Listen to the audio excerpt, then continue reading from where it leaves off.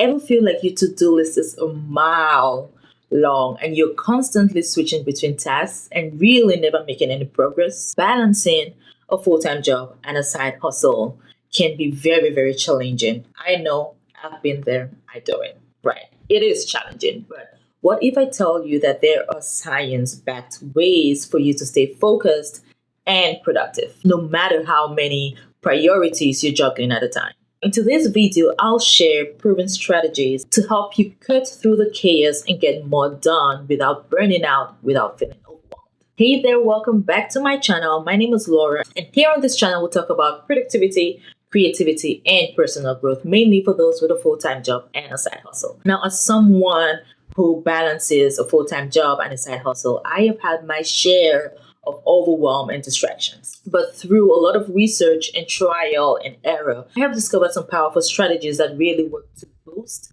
productivity and maintain focus. Now, in today's video, I will share 4 science-backed techniques to help you manage multiple priorities without feeling like you're constantly draining yourself. So if you haven't already, please subscribe to this channel, like this video, and hit that notification bell so you're notified every single week when I put out a new video. Now, the first tip is the Eisenhower Matrix of prioritization. The Eisenhower Matrix is a simple but powerful tool to help you sort out tasks based on urgency and importance, so you can focus on what truly matters and what actually moves the needle for your side hustle. Studies in time management have shown that decision fatigue is a huge productivity killer. And I can 100% attest to that, right? Because what actually got me into this journey of productivity is because I was so confused and burnt out just by trying to figure out what I wanted to do. I had a long to-do list of things that I wanted to do, things that I thought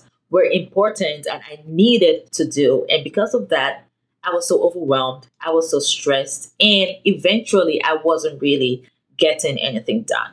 Then the Eisenhower Matrix comes in. It helps you sort out those tasks in order of urgency and importance, so you know what to focus on, you know what is important, you know what to spend your time on in order to make progress. Popular productivity experts like Stephen Covey actually used this matrix in his book, The 7 Habits of Highly Effective People. And I go into more details on how to actually apply the Eisenhower Matrix for your side hustle in this video right here. So you want to check that out after watching this video till the end.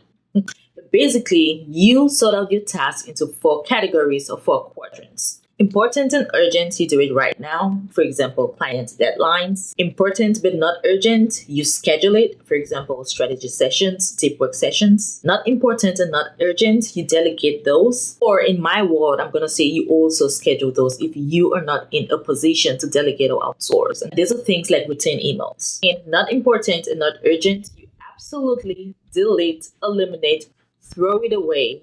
You do not want to spend time on those. For example, that is like mindless scrolling on social media. Now, the second tip here is mastering the Pomodoro Technique. When you have a lot on your plate, staying focused can feel impossible. And that is where the Pomodoro Technique comes in. This is a time management method that breaks your work into 25-minute sprints and a 5-minute break. Now, studies have shown that focus sprints actually reduces mental fatigue and enhances retention. While I was researching this video and learning more about the Pomodoro Technique, I thought about the tech world, right? If you work in tech, you do understand that there are different methodologies of completing projects. Now, the Agile methodology is one where we deliver on the project in iterations, and it can be 3 weeks, 2 weeks, 4 weeks iterations of delivery. So this also gives an illusion of breaks, even though after one iteration, you get into another iteration, right?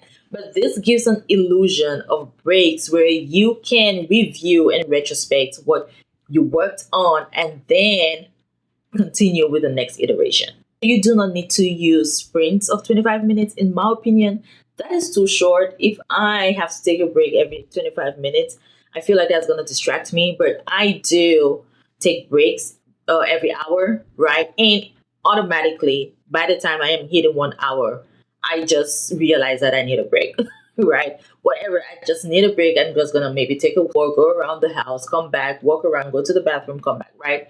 But you can make it your own. That's the point. It doesn't need to be 25 minutes, it doesn't need to be 1 hour, it needs to be something that works for you. Also, when I was doing the research for this, I learned about the Zeigarnik effect. So this technique leverages what is called the Zeigarnik effect.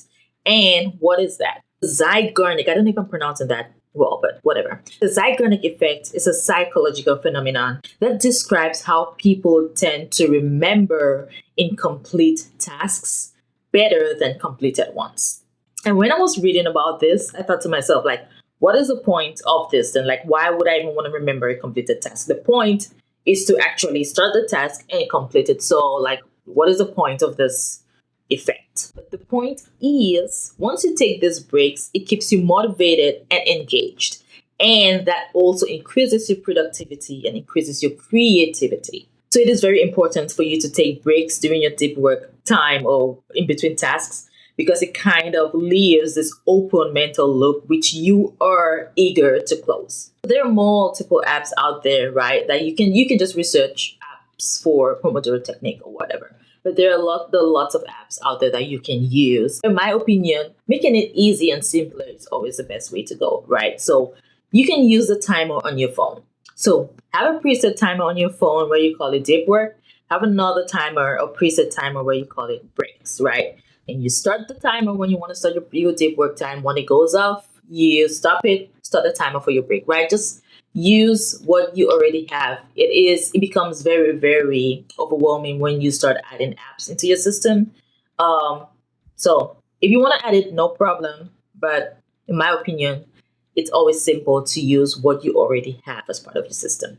Now, the third tip here is using context switching to your advantage. Now, context switching, which is simply jumping between tasks, can really make you lose focus really fast. But what if you can use it really strategically to stay productive without losing momentum? So according to University of California research, it takes 23 minutes for you to regain focus after switching tasks. However, switching between related tasks which have the same context really doesn't carry an equal amount of cognitive cost. So technically, this isn't context switching, it's simply task batching. Right? Batching your tasks, having theme days is very, very useful in this scenario. So this is one way you can really juggle multiple priorities at the same time.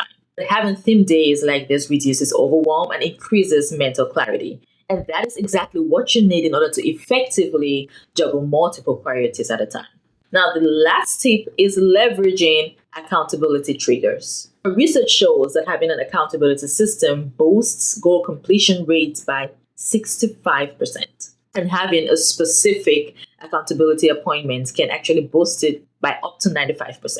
So what you can do after hearing this is you can have an accountability partner, right? You can join groups, you can join masterminds, or you can be disciplined enough to be accountable to yourself. So your weekly reviews and your planning sessions should pose as your own accountability session. So did you complete your task the previous week? What worked? What didn't work? What can you improve upon? Right? These weekly sessions can really help you retrospect on your previous week and make progress, make adjustments where needed. But if you're someone who does better when you have someone else that you're accountable to or someone to help keep you accountable, you can find an accountability partner. You can join Facebook groups. You can join masterminds, right? All of these are available out there for you to help keep yourself accountable to your goals. So whether you are finding an accountability partner, a group, or joining masterminds, or you are choosing to be accountable to yourself, you have to remember that you are focusing on progress and not perfection.